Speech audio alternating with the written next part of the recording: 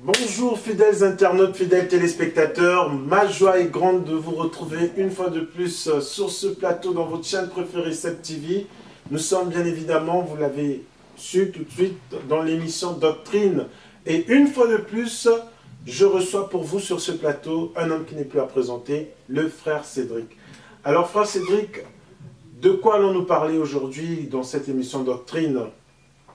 Alors là, cette fois-ci, nous parlerons, par la grâce de Dieu, de la repentance. De la repentance. Voilà, fidèles internautes, fidèles téléspectateurs, nous allons parler de la repentance.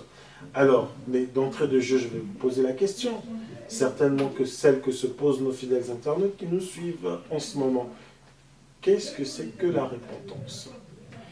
La repentance, alors j'aurais beaucoup moins de mal à la définir plutôt qu'à définir, parce que j'ai eu du mal par rapport au précédent volet sur le baptême.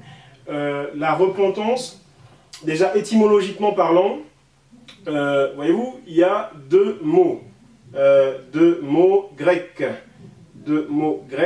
étymologiquement parlant, pour en tout cas que les gens du temps de Jésus utilisaient pour définir la repentance. Il y a le mot métanoïa qui devient familier à quelques-uns, puisque c'est un mot qui a été beaucoup usité dans certains endroits chrétiens, métanoïa, en tout cas ces dernières années, en France en l'occurrence, métanoïa, et il y a le mot épitrophée. Métanoïa, donc dans l'étymologie grecque, et épitrophée. C'est deux mots phonétiquement distincts, et dans le sens aussi distinct quand même, mais qui les deux étaient usités, étaient utilisés, n'est-ce pas, pour parler de la repentance dans la Bible. Maintenant, le mot, on va donc pour l'instant rester sur l'aspect étymologie, le mot métanoïa signifiait, donc on a le préfixe méta et on a le radical noïa, méta, préfixe et radical noïa. Méta pour dire transformation, pour dire changement, pour dire modification. Voilà, et vous voyez, on emploie ça souvent dans métaphore, dans méta ceci, méta cela, voilà, pour dire qu'il y a une sorte de chamboulement, une sorte de transformation, une sorte de changement ou de modification. Et noia, qui vient donc du grec, qui signifie esprit, qui signifie mentalité aussi, qui signifie conception des choses aussi, d'accord ? Et donc, étymologiquement parlant, le mot repentance était par exemple utilisé lorsque c'est métanoïa qui a été écrit en grec, parce que les deux mots étaient utilisés, tantôt métanoïa, tantôt épitrophée, sauf que les deux mots qui ont été utilisés dans les manuscrits grecs, dans les originaux grecs, en français, on n'en a mis qu'un seul mot, qui est repentance, pour les deux. À l'endroit où il y avait métanoïa, quand on a fait la traduction en français, on a dit repentance. À l'endroit où il y avait épitrophée, quand on a fait la traduction, on a dit repentance. Donc épitrophée, lui, par contre, je ne vais pas le disséquer en préfixe et en radical. Par contre, je vais le garder comme ça et dire que épitrophée signifie revenir vers. Revenir. C'est-à-dire, il y a l'action de faire un retour. Il y a l'action de se détourner. Il y a l'action de faire demi-tour. Il y a l'action de ne pas continuer dans la direction dans laquelle on était lancé, mais de se détourner de la direction pour aller dans une autre direction. D'accord ? Donc il y a cette action donc, de se détourner, épitrophée. L'action de revenir sur une ancienne direction que l'on a eue auparavant. D'accord ? Et ces deux mots sont très riches. Ces deux mots sont très riches parce qu'au-delà de l'étymologie, venons-en déjà à la conception actuelle qu'en ont les chrétiens.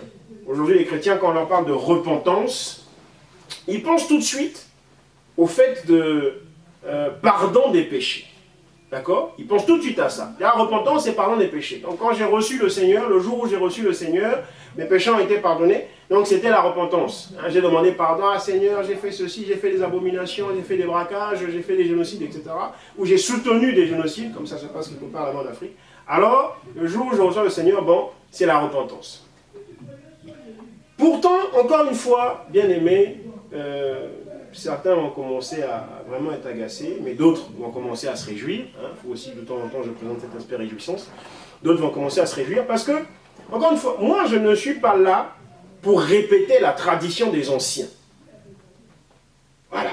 Je ne suis pas là pour faire des états d'âme. Non, quand j'ai compris une certaine chose d'une certaine manière, je le dis. Après, il se peut qu'elle soit erronée, mais je le dis avec le désir, évidemment, d'être corrigé par ceux qui ont reçu la pensée de pouvoir me corriger. D'accord? Mais au moins, je le dis. Dans la sincérité, dans l'honnêteté. Et quand je le dis, je ne me préoccupe pas de savoir ce que la tradition des anciens va être outrée, va être offusquée, etc., etc. Je ne suis pas là pour répéter de manière béate la tradition des anciens. Je parle de tradition parce que dans la tradition des chrétiens, ou des anciens dans la foi en Jésus-Christ, donc ceux qui étaient avant nous, et jusqu'à ceux qui sont nombreux aujourd'hui à enseigner, c'est que la repentance, voilà, donc pardon des péchés. Or non. La repentance, c'est donc le fait de voir son système de pensée, son système de valeurs, changer, modifier, transformer. Nous voyons ça notamment dans Romains chapitre 12. D'accord? Dans Romains chapitre 12, si on peut aller lire donc du verset 1 au verset 2, si on peut en faire la lecture. Romains, chers internautes, fidèles téléspectateurs, amis de doctrine, donc nous allons dans le livre de Romains au chapitre 12, où nous allons lire le verset 1, le verset 1er et le verset 2, fidèles internautes. Alors, nous lisons. Je vous exhorte donc, frères, par les compassions de Dieu, à offrir vos corps comme un sacrifice vivant, saint, agréable à Dieu, ce qui sera de votre part, un culte raisonnable. Ne vous conformez pas au monde présent, mais soyez transformés par le renouvellement de l'intelligence, afin que vous discerniez quelle est la volonté de Dieu, ce qui est bon, agréable et parfait. Voyez-vous, dans d'autres versions, il est dit ici, toujours dans Romains 12, au verset 2, mais soyez ou faites repentance, ou soyez repentis, afin que vous discerniez ce qui est bon, agréable et parfait. Voyez-vous? Donc la repentance ici, c'est exactement ce qui est dit au verset 2 du chapitre 12 de la lettre de Paul aux Romains, c'est-à-dire c'est le renouvellement de l'intelligence. Pourquoi? Pourquoi ce serait ça? Mais parce que quand Jean arrive, là encore Jean, le prophète, encore une fois, quand Jean arrive, il prêche la repentance. Mais Jean n'est pas en train de prêcher le péché. Il n'est pas en train de prêcher, de dire, ah, laissez le péché. Non. Puisqu'il parle à un peuple qui a la loi, qui a les promesses, qui a l'alliance. Et donc qui, visiblement, n'est pas dans le péché. Surtout qu'un peuple qui est tenu en laisse, qui est molesté, notamment, par les pharisiens, qui assène nuit et jour la loi de Dieu au peuple. Pierre, dont on dit qu'il était un illettré, qui n'avait pas appris la loi, mais on voit qu'il connaissait bien la loi. Les autres, ses frères pécheurs et compagnie, connaissaient bien la loi. Pourquoi? Alors qu'ils n'étaient pas allés dans des écoles pharisianiques pour apprendre cela. Parce que les pharisiens prenaient soin d'apprendre au peuple la loi. Et donc le peuple se gardait entre eux de pécher, de tomber en tentation ou encore de s'éloigner de ce que Dieu avait prescrit. Mais pourquoi Jean arrive, il dit non, repentez-vous, car le royaume de Dieu est proche. Il n'est pas en train de dire abandonnez le péché car le royaume de Dieu est proche. Non. Il est en train de dire changez votre système de pensée. Parce que le royaume de Dieu arrive. Et n'y entreront que ceux qui auront changé leur système de pensée. Que ceux qui auront fait une métanoïa. Voyez-vous? Et en quoi, ici, bibliquement, là on va sortir du dictionnaire, on laisse le dictionnaire de côté. On laisse l'étymologie grecque, latine, hébraïque, caldo-hébraïque, tout ce que vous voulez, de côté. Sur le plan biblique. En quoi correspond donc ce changement de système de pensée, ce changement de conception des choses, ou de façon de voir les choses? C'est le fait que Dieu était en train de changer la sacrificature. Dieu était en train de changer le sacerdoce. Dieu était en train de changer l'alliance. Mais ne pouvait y entrer dans cette alliance changée que ceux qui acceptaient de considérer que désormais le système des valeurs n'est plus lié à Moïse, mais le système de valeurs est lié à la grâce au moyen de la foi. C'est-à-dire le juste vivra par la foi. D'accord? Donc, ce système de pensée qui devait être changé dans ce sens que il devait maintenant être admis un système de pensée qui disait que accomplir la loi ne revient plus à faire les 613 commandements, d'accord, les 613 ordonnances, mais accomplir la loi revient maintenant à aller vers celui chez qui la loi nous guide. La loi était un pédagogue qui nous guidait à quelqu'un, qui est le Messia, qui est le Shiloh. D'accord? Et donc la repentance, c'était d'entrer dans cette dimension, dans ce système de valeurs, ce nouveau système de valeurs, qui consistait maintenant à comprendre en profondeur ce qu'enseignait la loi. Que la quintessence de l'enseignement de la loi n'était pas les 613 commandements, mais que la quintessence, c'est-à-dire ce qu'il y avait de plus important, c'est ça la quintessence, ce qu'il y avait de plus essentiel dans la loi, dans l'enseignement de la loi, c'était de dire que l'homme, tu ne peux rien par toi-même. L'homme, tu ne peux pas te sauver par tes efforts. Parce que tu ne peux pas plaire à Dieu pour la simple raison que tu ne peux pas accomplir les 613 commandements. Et que la loi, justement, enseigne que celui qui ne peut pas m'accomplir ne plaira jamais à Dieu. Et ne vivra pas. Mais qu'en revanche, moi, la loi, je t'apprends que maintenant que tu as pris conscience de ton péché, maintenant que tu as pris conscience de ta damnation, maintenant que tu as pris conscience de la ténacité de la réprobation en toi, d'accord, je t'annonce la bonne nouvelle du salut. Cette bonne nouvelle, c'est que Dieu a prévu un sauveur pour toi. D'accord? C'était la quintessence de l'enseignement de la loi. Ce n'était pas les 613 commandements, ou préceptes, ou ordonnances. La quintessence de l'enseignement de la loi, c'était ça. C'est de dire que maintenant, Dieu te donne une bonne nouvelle. Il y a un Messia qui va venir, qui va accomplir la loi pour toi, et au bénéfice duquel la loi te sera, plutôt l'accomplissement de la loi te sera imputé gratuitement. Gratuitement, de manière imméritée. Une faveur imméritée. C'était ça. Les Juifs n'étaient pas habitués à cela. C'est pour ça que quand le Seigneur manifestait des choses, quand il mangeait durant le sabbat, quand il laissait ses disciples manger durant le sabbat, ils étaient outrés. Quand il guérissait durant le sabbat, ils étaient outrés. Quand il enseignait certaines choses, ils étaient outrés. Ils disent, mais toi tu es en train de violer la loi de Moïse et tu dis venir de Dieu. C'est pour ça que, pour préparer la venue du Messia, Jean est venu, le précurseur. Et c'est pour ça qu'il a enseigné la repentance. Aujourd'hui, on nous dit dans beaucoup d'églises, vous n'enseignez pas la repentance. Parce que, par exemple, dans cette église-là, on ne va pas insister sur le fait de dire la débauche, le vol, les insultes, les grossièretés, les inimitiés, les animosités, c'est mauvais, abandonner ces choses. Quand on ne va pas dire ce genre de choses dans une église, beaucoup vont dire, ah, là-bas, on n'enseigne pas la repentance. Voyez-vous? Parce que pour les gens, c'est lié. Or, Jean, quand on dit oui, Jean est venu, il prêchait la repentance. Jésus est venu, il a aussi dit repentez-vous, il prêchait la repentance. Et vous, vous ne prêchez pas la repentance. Alors oui, il ne s'agit pas ici de parler des chapelles New Ageiques, dans le New Age, où effectivement la repentance n'est pas prêchée. Mais je parle ici de la vraie repentance. Parce que la vraie repentance que Jean, que Jésus ont prêché, en faisant à chaque fois allusion au royaume, il dit parce que le royaume vient, comme pour dire, si vous ne vous repentez pas, vous n'y entrerez pas. C'était quoi? C'était ce changement, Romains 12, ce changement de système de valeurs, ce changement de système de pensée. D'accord? C'était de ça dont il était question. Et c'est cette même repentance que nous devons prêcher aujourd'hui. C'est cette même repentance. À savoir, ne plus regarder aux 613 ordonnances, ne plus regarder aux 613 préceptes, mais regarder à l'œuvre de la croix. Glorifier l'œuvre de la croix. Et là, pour le coup, ça ne serait pas de l'idolâtrie, parce que la croix ici, ce n'est pas le bois physique. La croix ici, c'est le sacrifice de Christ. Et nous glorifions ce sacrifice. Parce que Paul a dit, si j'ai sujet de me réjouir de quelque chose, je me réjouis de la croix. Je me glorifie de la croix. Non, ce que je dis est biblique, c'est ce qu'il fait. Se glorifier de la croix et de la croix seule. Considérez que désormais, c'est par la foi que nous vivons. Non pas par les 613 ordonnances ou préceptes, mais par le don gratuit de Christ à la croix. C'est gratuit pour nous, mais ce n'est pas gratuit pour Christ. Parce que pour Christ, ça lui a coûté son sang. Hein? C'est gratuit pour nous, pas pour lui. Pour lui, ça a été le prix à payer. Nous, on n'a pas de prix à payer. On bénéficie. Nous y croyons. Voilà la repentance. Voilà ce que Dieu attend de nous, que nous prêchions comme repentance. Ça n'est pas systématiquement en lien avec ce que nous pensons être le péché. Avec ce que nous pensons être le péché, il est ici question de confession des péchés.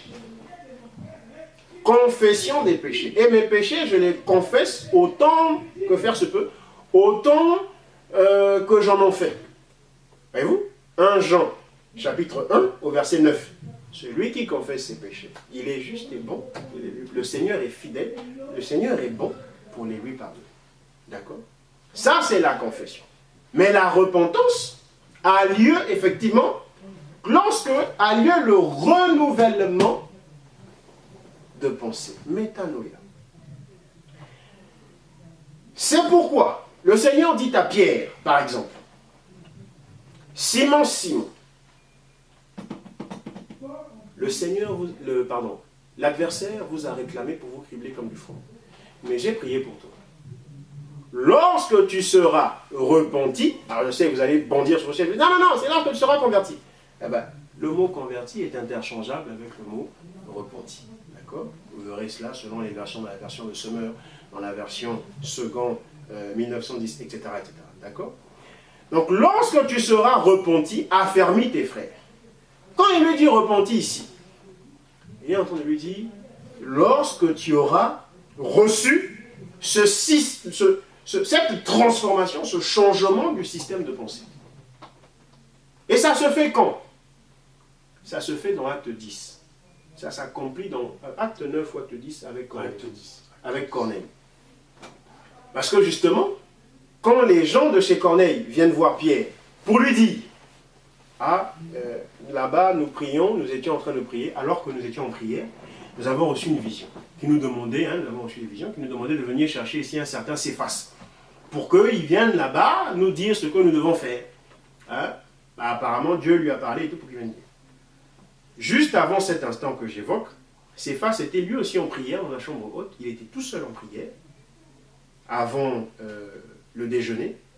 Et le Seigneur aussi lui a parlé en vision. Lui a dit, je te demande de manger ces animaux-là, des corbeaux, des ceci, qui selon la loi de Moïse étaient des animaux impurs.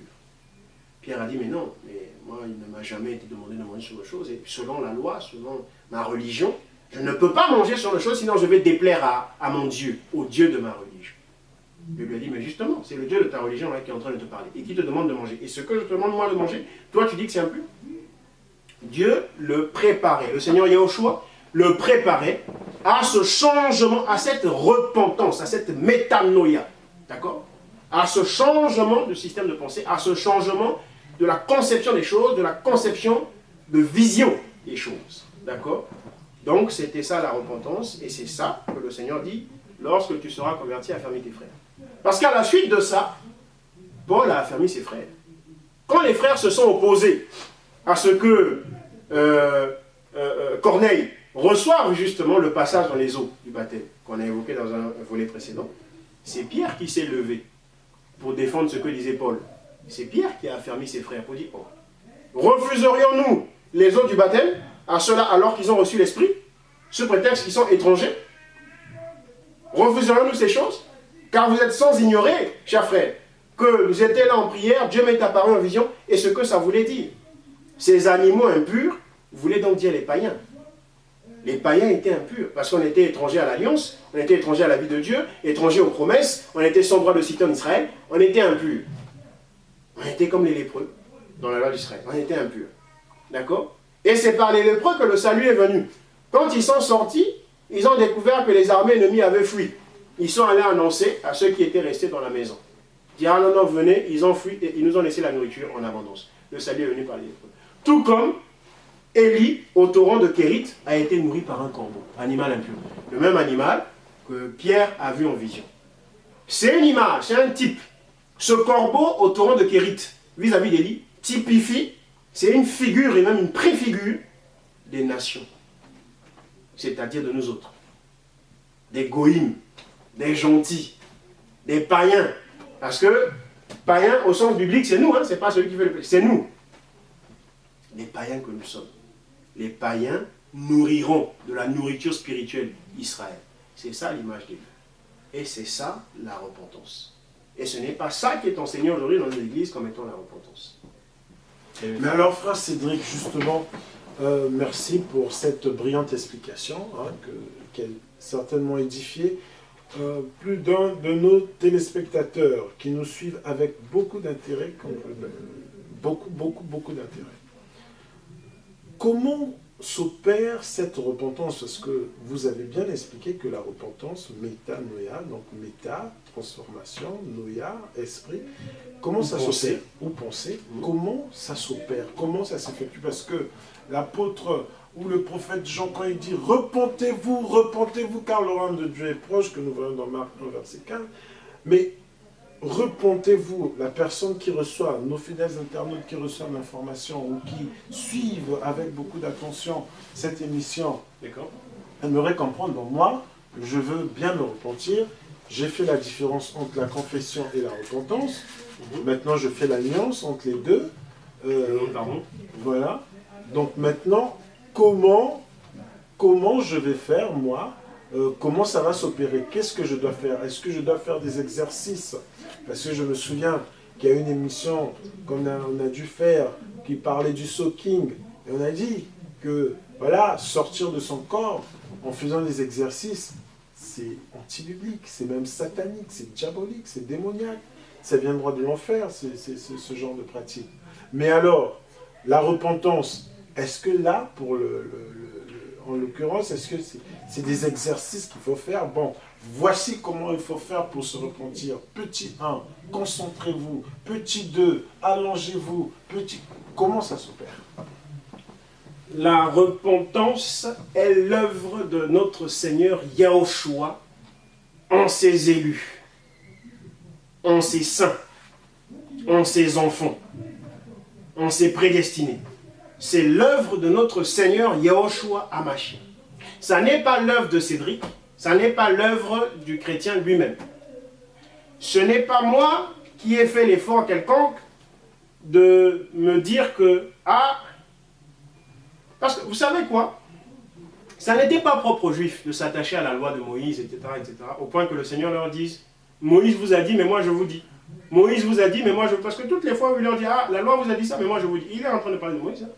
La loi, c'est l'équivalent de Moïse, sous parabole, d'accord? Mais ça n'était pas propre au peuple juif. L'homme est comme ça par nature. L'homme s'est constitué un système de pensée, un système de valeurs, qui est tel que, pour plaire à Dieu, pour être intègre, pour être quelqu'un de bien, pour être quelqu'un de droit, quelqu'un d'intègre, je me dois de passer par... un respect de rites, de processus, de règles, de préceptes, d'ordonnances, etc., etc. C'était propre à l'homme. Parce que même quand je parle des païens, mais les païens observaient les choses. Bien qu'ils n'avaient pas avec eux la loi de Moïse, mais ils sacrifiaient à leur Dieu à eux, qu'ils pensaient eux être le vrai Dieu. Quand ils sacrifient à Baal, par exemple, les prophètes de Baal, pour eux, Baal, c'est le vrai Dieu. Mais ils sacrifient. Pourquoi ils sacrifient? Parce que c'est naturellement dans la conscience de l'homme a été installé le fait qu'il nous faut un système de pensée, un système de valeurs qui soit pour nous salvateur, qui nous rapproche de celui que l'on croit être Dieu ou de celui que l'on prend pour Dieu. D'accord? Et donc maintenant, comment ça s'opère, pour revenir à la question et être clair dans ma réponse? Comment ça s'opère? De la même manière que je n'ai quasiment pas fait de mystère pour avoir le système de pensée que j'avais, c'est-à-dire je dois passer par des règles, je dois passer par... Ça s'est fait naturellement. De la même manière, parce que ça s'est fait naturellement, pourquoi? Parce que je suis né d'Adam. Je suis né d'Adam, post-péché. Ça s'est fait naturellement. J'ai hérité, justement, ce système de pensée-là, c'est aussi ce que la Bible appelle, sous un sens spirituel, la chair. Parce que vous ferez attention, bien aimé, le mot chair dans la Bible peut désigner quelquefois le corps physique, l'homme extérieur, d'accord? Mais quelquefois, ça peut désigner l'intelligence obscurcie. Ça peut désigner l'intelligence obscurcie. Tantôt le corps physique, l'homme extérieur, tantôt l'intelligence obscurcie. Qui est ce système de pensée qui est en fait l'intelligence obscurcie qu'avaient les pharisiens, et quand naturellement tout tombe sur terre. D'accord? Et de la même que cette intelligence obscurcie, ce système de pensée réprouvé, je l'ai obtenu en naissant simplement d'Adam. De la même manière, le système de pensée que Dieu veut que nous ayons dans la dispensation de l'Église Je l'obtiens sans souffrir, sans me traumatiser, sans me caracoler, sans exercice. Je l'obtiens en naissant de Christ. Sans rite. Sans rite. Je l'obtiens en naissant de Christ. La repentance est donc un don que Dieu m'accorde. Quand je dis m'accorde, entendez par là tout chrétien. Hein? Ce n'est pas l'apanage ou la propriété ou du frère Salut. Que Dieu accorde aux chrétiens, que Dieu accorde à ses élus, que Dieu accorde à ses saints, que Dieu accorde à ses enfants. Voyez-vous? Quand je dis Dieu, c'est le Seigneur Yahushua. Ce n'est pas la vache, ce n'est pas le reptile, ce n'est pas le soleil ou que sais-je encore. Ce n'est pas Baal, c'est le Seigneur Yahushua. Donc que le Seigneur Yahushua accorde à ses enfants. C'est un don et c'est gratuit. C'est gratuit. Mais maintenant le problème, c'est que pour que ça se manifeste en nous, c'est peut-être là aussi que vous vouliez en arriver, pour que ça se manifeste, cette repentance, qui est simplement, encore une fois, le fait d'intégrer que le système de valeurs a changé, que je suis entré dans un nouveau système, qu'il y a eu cette métanoïa, cette transformation du système de valeurs, ce changement de la pensée, d'accord? Pourquoi ça se manifeste? Ça passe par l'enseignement. Ça passe par l'enseignement de l'évangile. Le véritable. Le véritable. Ça passe par l'enseignement de la bonne nouvelle de l'évangile, Égélion. Ça passe par l'enseignement. C'est tout. Or aujourd'hui, l'enseignement qui a pignon sur rue, qui accourt dans nos assemblées, ça n'est pas la bonne nouvelle de l'évangile. On nous enseigne la loi de Moïse.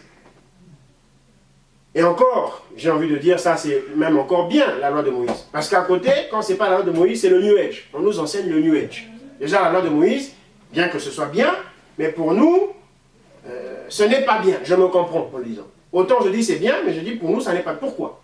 Parce que la loi, voyez-vous, est pure.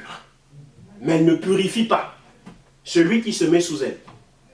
Elle est sainte, mais elle ne sanctifie pas celui qui se met sous elle. Voyez-vous? Pourtant elle est sainte, pourtant elle est pure. C'est pour ça que je dis elle est bien. Mais quand elle arrive à notre niveau, elle n'est plus bien. Voyez-vous? Mais au moins déjà, si c'est ça qu'on nous enseigne, bon, écoutez, tant qu'à faire. Mais non, quand c'est pas la loi de Moïse, c'est le New Age. Hein? C'est le New Age. C'est carrément Baal. Voyez-vous? Alors comment voulez-vous qu'on soit repenti? Comment voulez-vous qu'on manifeste le fruit de la repentance? Parce que la repentance a ses fruits. On parle des fruits dignes de la repentance. La repentance a ses fruits. Parmi ces fruits, c'est quoi? C'est la paix. C'est l'amour. Mais comment je vais aimer si je n'aime pas Dieu? Comment je vais avoir la paix si on m'a prêché ou le New Age ou les 613 préceptes, ordonnance de Moïse? Peut-être faire une parenthèse pour expliquer ce que c'est que le New Age, parce qu'il y a beaucoup de fidèles internautes qui vous entendent à plusieurs reprises prononcer New Age, mais... Bon, nous avons aussi un souci de temps, parce que voyez-vous, c'est vrai qu'on a prévu un format peut-être moyennement court, en 2 secondes. Et donc on ne va pas tarder à chuter. D'où d'ailleurs, s'il y a des gens qui ont un intérêt suscité par rapport à ça, bah écoutez, encore une fois, ne soyez pas avares, faites-le savoir, hein, faites-le savoir, et puis on verra s'il y a lieu de continuer sur ce volet, d'en faire un second chapitre. Bref, pour revenir à ça, le New Age c'est quoi, chers amis? Écoutez, on peut dire beaucoup de choses, on peut le définir de plusieurs manières, mais la manière la plus simple qui me vient là tout de suite, comme ça spontanément, le New Age, bah justement, c'est un système de valeurs, c'est un système de pensée, qui dit que l'homme est Dieu, d'accord? Que l'homme ne doit plus chercher Dieu dans la Bible, dans la parole de Dieu, ou encore dans la gloire de Dieu, que l'homme doit chercher Dieu en lui-même, parce que en vérité, l'homme est lui-même Dieu, et pouvant concurrencer le Seigneur Yahushua. D'accord? Et ça se manifeste par le fait de lui donner des enseignements qui le détachent du Seigneur Yahushua, qui l'éloignent du Seigneur Yahushua, et qui le font rivaliser avec le Seigneur Yahushua. Quel type d'enseignement? Le développement personnel, le leadership selon le New Age, la pensée positive, le royaume maintenant ou le kingdom now, la théologie de la prospérité, le soaking, justement, le suckling, quoi d'autre? Ce que par exemple nos amis branhamistes appellent le troisième pool, hein? Troisième phase. C'est-à-dire que l'homme aujourd'hui n'a plus besoin de prier Jésus pour voir ses prières exaucées ou accomplies. Il a juste besoin de déclarer des paroles, faire des déclarations de paroles. Que ce serait un stade que l'homme atteindrait, l'homme parfait, l'homme super-héros, l'homme Superman, l'homme divinisé, l'homme divin. L'homme donc dans un stade divin, l'homme ayant atteint la divinité. Il n'a plus besoin de prier. Il prononce juste des paroles, ça s'accomplit. Il prononce des paroles, ça s'accomplit. Il crée même avec ses paroles. Il dit par exemple, bon, allez, mettons qu'il apparaisse un lac, qu'il apparaisse une rivière, et le lac apparaît, la rivière apparaît, tout comme justement nos amis branamistes qui m'excusent, ils vont penser que j'ai fait une fixation sur eux. Remarquez, c'est peut-être le cas, mais bon, ça se prête à l'occasion, on va dire. Ils disent par exemple que Branham a fait apparaître des lièvres dans la forêt ou que sais-je encore. Donc pour eux, ce serait une création. Branham aurait créé des écureuils, merci. Que Branham aurait donc créé des écureuils. Et qu'en ce sens, Branham a créé, c'est donc un homme divin, puisque normalement seul Dieu crée. Donc l'homme divin que Branham crée. Et que c'est là un stade qu'en vérité tout chrétien devrait pouvoir atteindre. Et c'est ce qu'ils appellent troisième poule ou troisième phase. Et voilà, c'est ça le New Age, en quelque sorte. Donc ça se traduit, ça s'introduit par des enseignements d'un certain type, bien précis, bien catégorique et bien spécifique. Voilà, c'est cela le New Age. Donc quand ce n'est pas les 613 ordonnances, c'est le New Age qu'on nous enseigne. Voyez-vous? Alors comment voulez-vous qu'on aille à la repentance? Comment voulez-vous qu'on aille à la repentance? Et même qu'on sache ce que c'est que la repentance. Parce que du coup les gens font quoi? Ah, quand j'ai reçu Jésus, ça a été ma repentance. Après, quand ils estiment qu'ils sont allés dans la débauche ou qu'ils ont fait un truc qui ne plaisait pas à Dieu, qu'ils sont allés braquer ou qu'ils ont été dans la pédophilie ou que sais-je encore, ou dans l'homosexualité. Ah bon, je vais encore me repentir. Donc, ils se repentent finalement 1000 fois, 10 millions de fois dans leur vie. Non. La repentance intervient une seule fois. Elle m'est donnée, c'est le renouvellement d'intelligence, sauf qu'elle n'est pas ponctuelle. C'est-à-dire que c'est pas qu'elle m'a été donnée et puis ça s'arrête là. Non. Elle est continue dans le temps. D'accord? C'est pas qu'elle va se faire 1000 fois, c'est la même, mais qui continue. Le renouvellement d'intelligence. Chaque jour, Dieu m'éclairera par rapport à sa parole comment lui plaire. C'est cela la repentance. Chaque jour. Donc elle n'est pas quelque chose de répété, de renouvelé, elle est continue, mais elle intervient une seule fois et pas plusieurs fois. Et il ne s'agit pas de péché, encore une fois. Il s'agit de changement de mentalité. Maintenant, il y a aussi le terme épitrophe, comme je disais au début. Mais malheureusement, faute de temps, que voulez-vous? Bien aimé dans le Seigneur, Papa Ngaluzolo, comme on dit dans ma langue, Papa Ngaluzolo. Écoutez, prions le Seigneur que nous ayons une occasion supplémentaire pour aborder cet aspect épitrophé, qui est aussi très important, qui encore une fois en français a été traduit partout par repentance, tout comme métanoïa, mais en fait épitrophé, il y a un très grand mystère qui est caché là-dedans, et je suis disposé à partager ce mystère parce que je ne suis pas avare de ces choses, contrairement, encore une fois, je n'arrête pas de faire le clin d'œil, à vous qui êtes avare, en réaction à un commentaire, moi je ne le suis pas, mais qu'il plaise à Dieu que nous ayons le temps, et malheureusement aujourd'hui, je ne pense pas que nous l'aurions. Voilà, fidèles internautes, fidèles téléspectateurs, voilà, nous avons suivi avec beaucoup d'intérêt l'intervention du frère Cédric par rapport au thème choisi, donc la repentance. Nous avons compris donc qu'il faut bien faire la différence entre une confession et la repentance. Nous avons compris donc que la repentance n'est pas statique, elle est continue, elle se prolonge dans le temps, comme ça, peut-être même tout le temps, quand nous sommes en vie. Tout à fait. Puisqu'on apprend tous les jours. Voilà, le Seigneur nous éclaire tous les jours. Donc voilà, bien aimé dans le Seigneur, ce dont il s'agit par rapport à la repentance. Mais comme nous avons pris l'habitude, c'est vrai que les chrétiens ne sont pas dans les rites, etc., comme vous venez de le dire, mais nous avons pris l'habitude de saluer nos fidèles internautes et de leur dire aussi un dernier mot.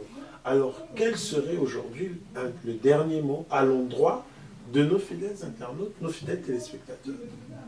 J'espère que je ne serai pas lent dans ce dernier mot, si ce n'est de dire, j'ai dit dans un précédent volet que je répondais là à la demande d'un bien-aimé frère, le frère Forda, et c'était pour moi une joie et un plaisir que de répondre à sa demande. Que nous saluons en passant, frère Forda, si tu nous suis, daigne mettre un commentaire parce que, voilà, c'est... Ne sois pas avare. Voilà, frère Forda, j'espère que, dès lors que, voilà, tu vas suivre, fais un clin d'œil, signe, marque ta présence en disant voici, voilà.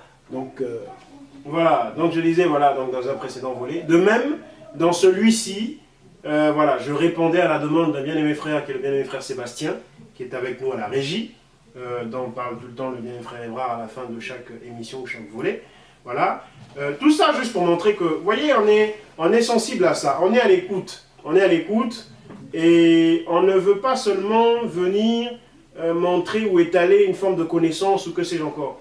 On veut surtout être en phase, en connexion, on veut être voyez-vous, en symbiose avec les bien-aimés frères et sœurs qui ont pris l'habitude de nous suivre et qui se sentent édifiés ou qui se voient, pas que se sentir, parce qu'il y a encore une différence entre se sentir et vivre la chose réellement, mais qui se voient édifiés par rapport aux enseignements qui peuvent être donnés ici, malgré les quelques erreurs qu'il peut y avoir, pourquoi pas, mais enfin qui se sentent édifiés. Donc n'hésitez pas, soit par l'adresse mail de l'émission Doctrine, que j'espère, le bien-aimé frère Seb en post-production mettra au bas de votre petit écran d'ordinateur, hein, ou télé, pour ceux qui suivent YouTube sur leur poste téléviseur, voilà, mettra au bas de l'écran, j'espère. Donc sur cette adresse mail-là, ben, n'hésitez pas à faire des propositions, dire, ben, tenez, moi j'aimerais que vous parliez de tel thème.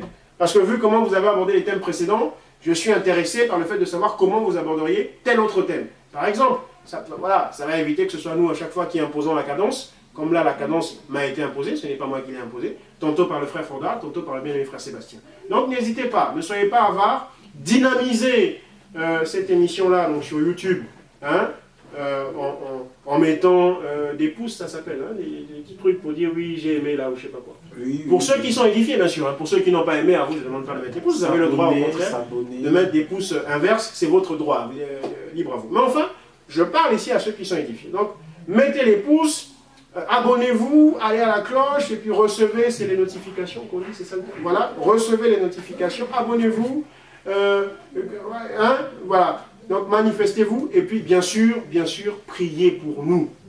Priez pour nous, je suis gourmand en prière. Je vous implore, priez pour nous, nous en avons besoin, soyez-en sûrs, parce qu'on se fait de plus en plus d'ennemis. Hein, si on se fait de plus en plus peut-être d'admirateurs. Il m'a été remonté que dans les vidéos précédentes, il y a eu des commentaires qui ont pu être en notre faveur, gloire à Dieu pour cela.